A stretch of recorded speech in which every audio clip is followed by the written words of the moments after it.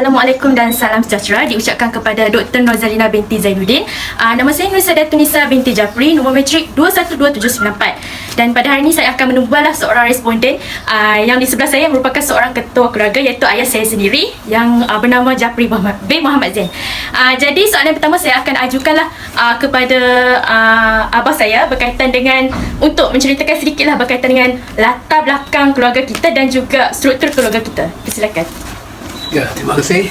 Dari segi latar belakang keluarga, saya merupakan seorang peniaga sendirilah di Pulau Pinang.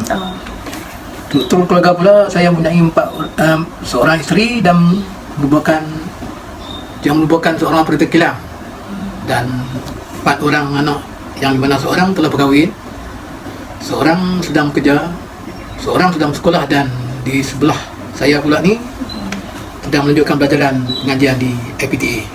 Okey, soalan seterusnya, mungkin abah boleh menceritakan sedikitlah pandangan berkaitan ekonomi dahulu dan juga ekonomi sekarang. Ekonomi pada pandangan saya, ekonomi sekarang dilihatkan maju lah.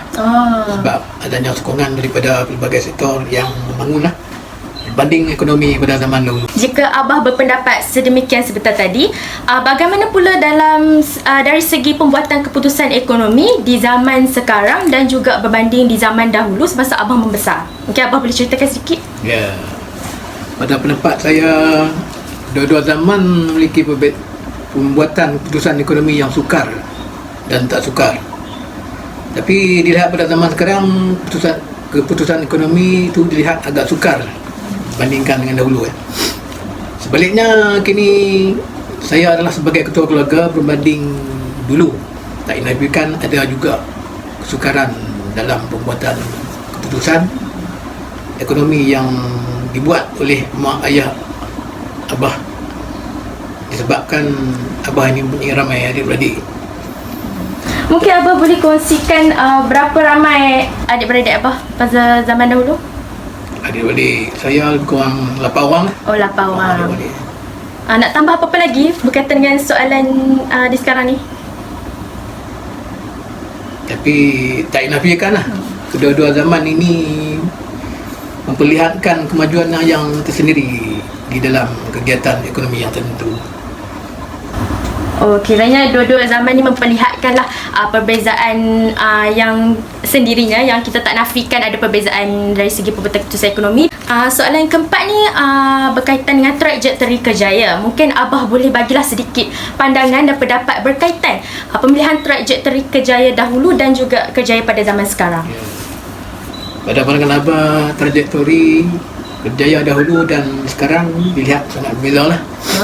Sebabnya trajektori kerjaya sekarang dilihat lebih profesional lah, moden, meluas dan berbagai, berbanding pada zaman abah Musa dahulu. Kiranya pada zaman sekarang ni punya kepelbagaian dari segi profesional pekerjaan berbanding pada zaman dahulu. Okey. Sekarang kita beralih ke soalan yang kelima. Mungkin saya nak tanyalah berkaitan dengan apakah kaitan ekonomi dengan pilihan mengenai pendidikan dan juga kerjaya. Mungkin abah boleh ceritakan sedikit. Ya, ianya mempunyai kaitan yang penting dari sudut kerjaya dan juga pendidikan lah. Sebab ianya akan mempengaruhi keadaan sesuatu ekonomi yang baik atau kurang baik. Jadi ia terdapat faktor-faktor yang mendorong terhadap kepentingan ini.